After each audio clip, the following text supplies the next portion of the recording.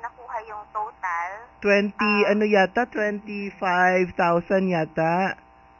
Opo. Oo, kaya madami. Parang, kasi naalala ko last year, di ba? Inimbitahan din natin si Representative Agham Party List Representative Angelo Palmones. Doon sa ating Opo. mga activities, nakita niya at nakilala niya ang mga barangay nutrition scholar. Opo, tama At po. tamang-tama naman na ang nakikita niya kung saan nilalagay ng mga BNS yung kanilang mga documentation ng mga activities nila. Kung minsan nasa logbook, kung minsan Opo. nandun sa spiral notebook ng kanilang mga anak. Opo, tama Oh, po. parang hindi sila uniform. Mhm. Oo, kaya naisip niya na siguro maganda naman na kahit papano makatulong siya sa tamang documentation ng mga activities ng BNS Opo. at pinilipit namin yung kanyang braso.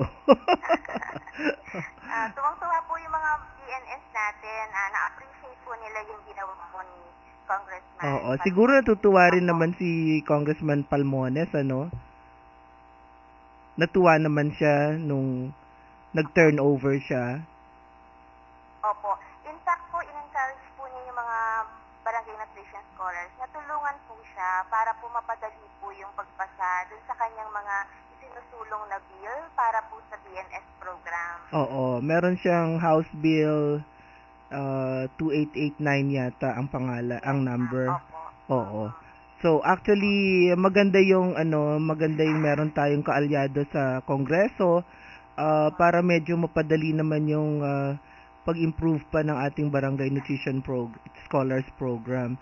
So, maliban dun sa turnover ng Barangay Nutrition Scholar Diary sa ating 25,000 na BNSS sa buong Pilipinas, ano pa yung naging highlight nung iyong BNS Forum nung July 26, Miss Mila? Opo. Nagkaroon po ng dalawang topics. Una po yung topic, what's new and true in breastfeeding. Ito po ay diniscuss ni Dr. Shari Sabalbaro, ang Okay. Infant and Young Child Feeding Coordinator po ng City of Mandaluyong.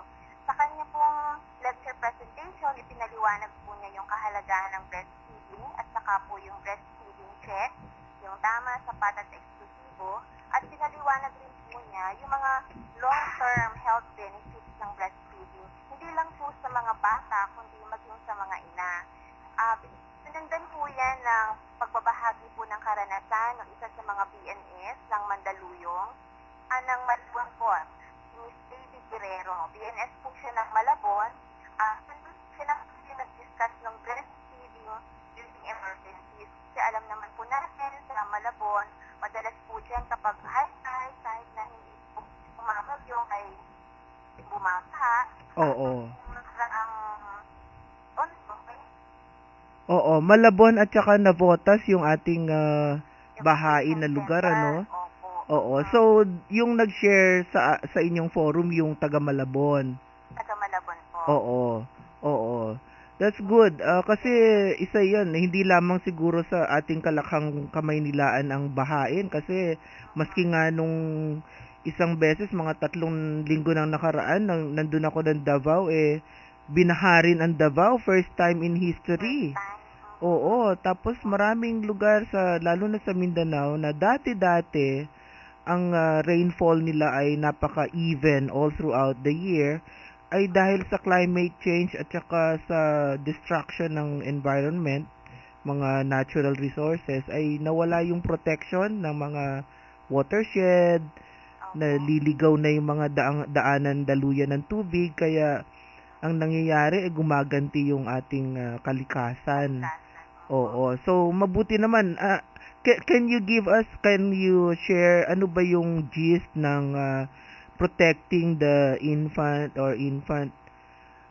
during emergencies, infant feeding during emergencies? Kasi at least yung tungkol sa shinare ni Dr. Shari about breastfeeding, meron naman tayong kaalaman na yon at meron din tayo ngayong episode na to Miss Mila ng nag-share tungkol sa breastfeeding check si Miss Jomay.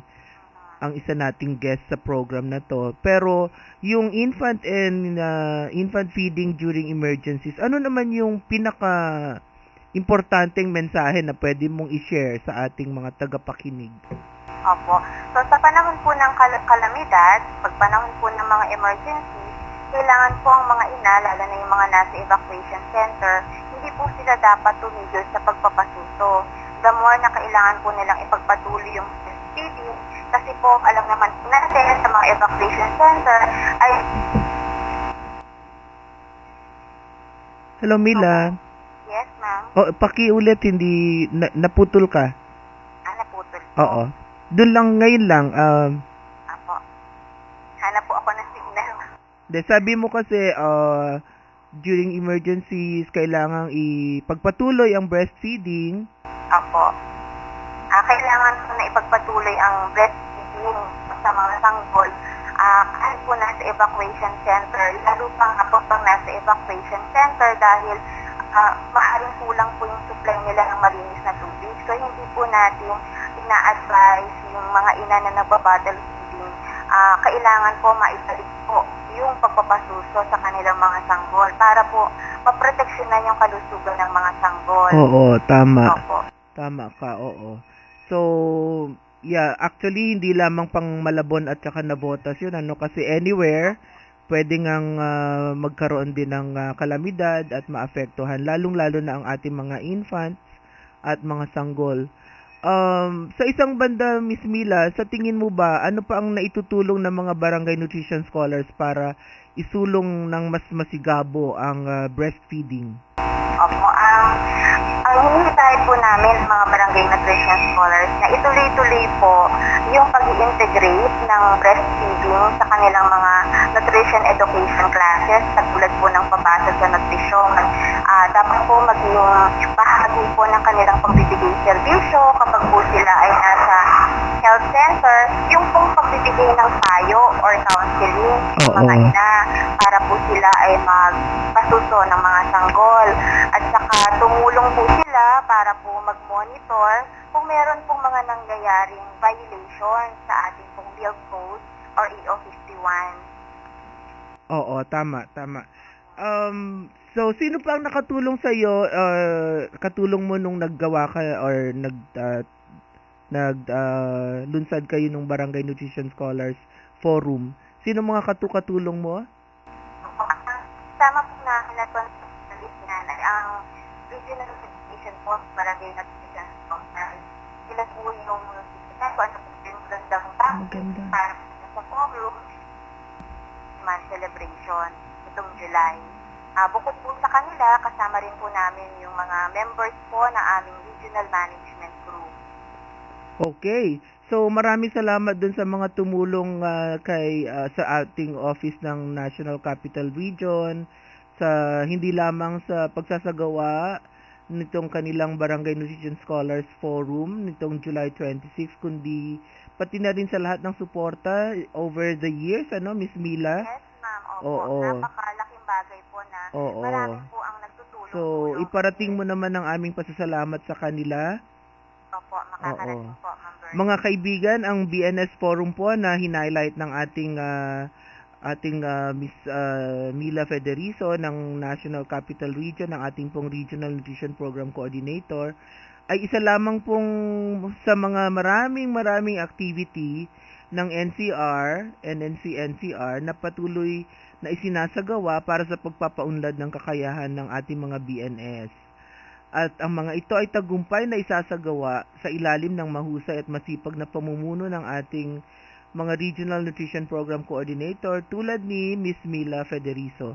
So maraming salamat, Mila. Maraming salamat din po, Ma'am Bernie. Oo, sa muli nating pagniniig dito sa ating bagong programang One Nutrition, One Nation. One Nutrition, One Nation. Alam niyo ba na it's okay to eat isang itlog daily? If you're healthy, no worry. Ang itlog ay mayaman sa protein, mineral at vitamins. Ang cholesterol nito ay hindi deadly. Pero kapag may cardiovascular diseases at mahilig sa matataba, ang payo, huwag humigit sa 3 sa isang linggo dahil yun ang masama. Basta gustong nutrisyon. Alamin, gawin at palaganapin. Isang paaralang hatid ng National Nutrition Council ng Department of Health.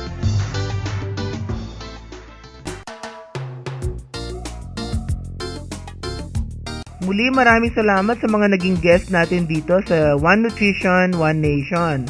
Oo nga pala, sa Sabado po, August 6, ay magkakaroon tayo ng Buntis Congress sa Zamboanga City, kung saan 300 na mga buntises ang ating ipupulong para bigyan sila ng mahalagang impormasyon tungkol sa maayos na pagbubuntis, maayos na panganganak, maayos na pagpapasuso ng kanilang mga sanggol. At kapartner po natin dyan ang DZMM. Mga kanutrisyon, ipagpatuloy lamang ang pakikinig dito sa amin dahil gagawin nating masustansya ang inyong Miyerkules. Masustansyang talakayan, masustansyang balitaan ang ihahatid namin sa inyo. Maraming salamat at masustansyang hapon sa inyong lahat. One Nutrition, One Nation. Inyong napakinggan ang programang One Nutrition, One Nation. Talakayan at balitaang pangnutrisyon at pangkalusugan ng bayan. Makinig muli sa Miyerkules, alas 3 hanggang alas 4 ng hapon. Programang One Nutrition, One Nation.